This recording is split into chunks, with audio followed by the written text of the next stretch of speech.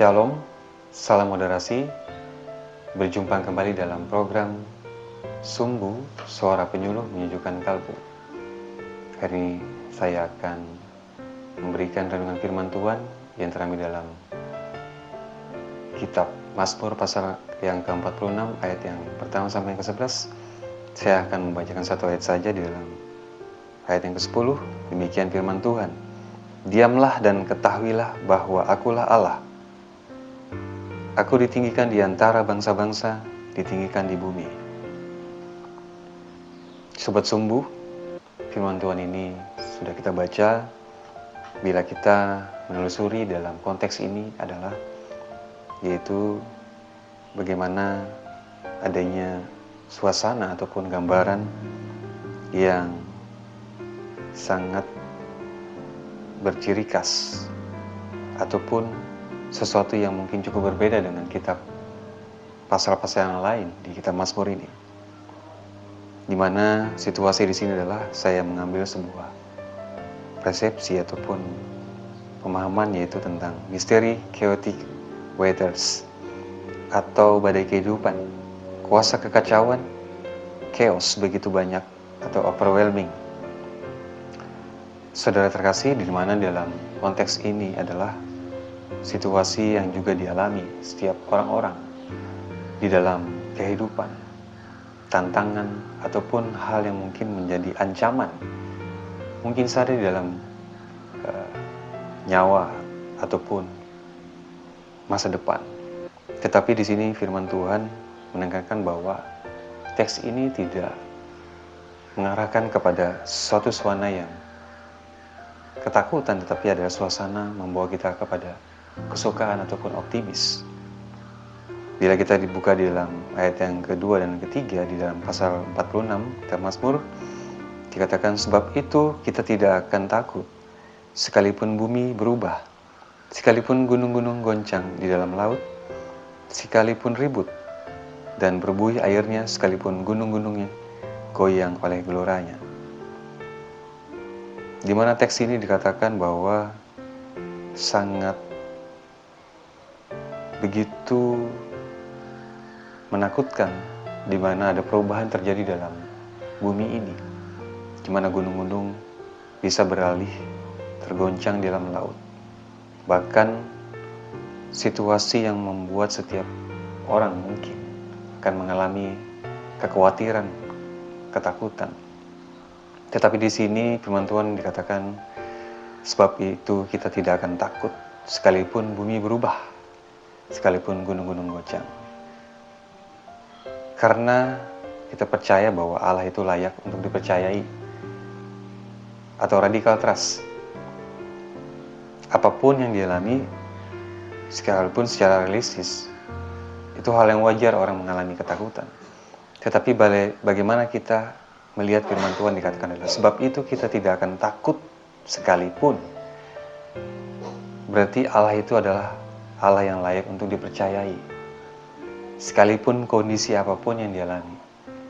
Khususnya kepada kita sebagai orang percaya, orang yang beriman kepada Tuhan. Tuhan mampu menjamin setiap kehidupan kita.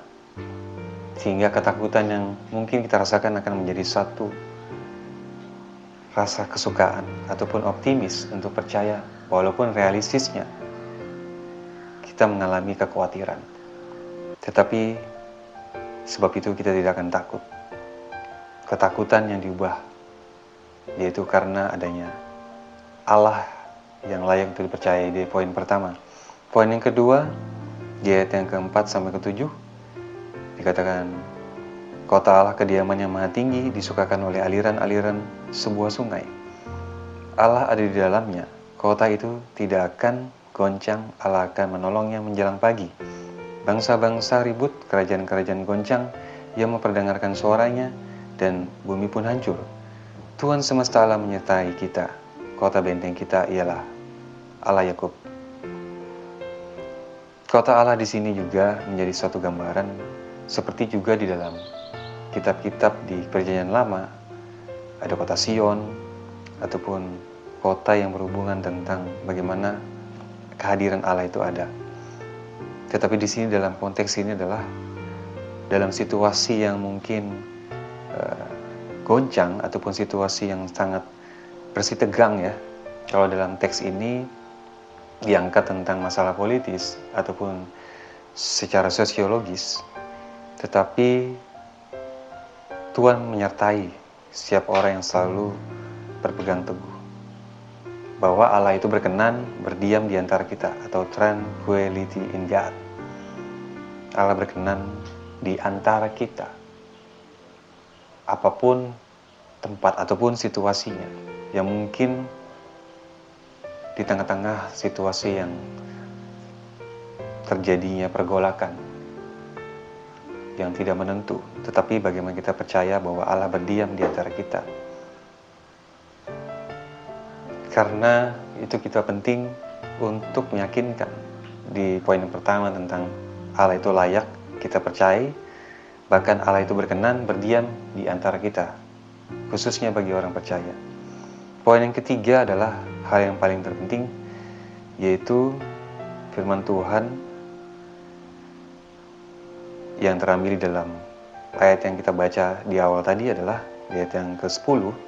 Diamlah dan ketahuilah bahwa akulah Allah, aku ditinggikan di antara bangsa-bangsa, ditinggikan di bumi.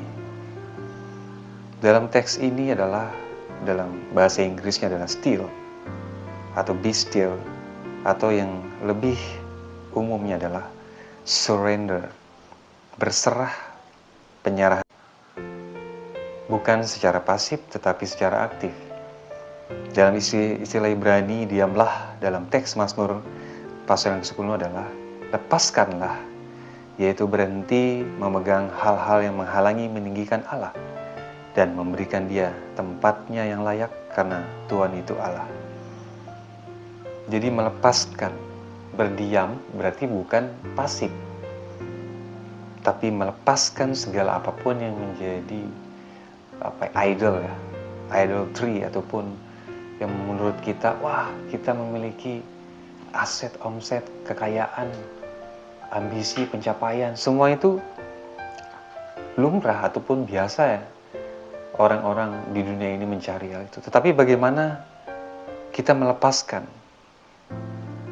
yang menghalangi kita untuk meninggikan Tuhan? Makanya ada kata berdiam, surrender. Kita berserah, kita menyerahkan diri kita total. Radical trust, tranquility in God, bahkan surrender. Ini menjadi suatu kesatuan yang tidak terpisahkan dalam teks ini. Bagaimana firman Tuhan ini sangat luar biasa, meneguhkan kita untuk kita melepaskan segala yang menghalang kita, sehingga menempatkan Allah itu di tempat yang tinggi. Bahkan di bagian selanjutnya, yaitu know that I am God. Mengenal Allah dengan benar bukan hanya dari sisi di saat kita diberkati atau ditolong, tetapi bagaimana di saat kita mungkin mengalami kesulitan, kita mempercayai pribadinya. Kita mengenal Allah secara utuh, bukan mengenal Allah waktu di saat kita mungkin mengalami kesenangan, pada saat kita mengalami kedukaan, mengalami sebuah kesulitan. Kita percaya bagaimana kita melihat Sadrak, Mesar, dan Abednego waktu mereka diperhadapkan dengan tantangan iman mereka.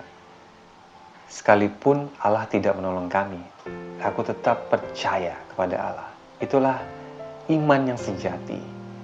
Jadi tanpa dikondisi apapun oleh karena situasi.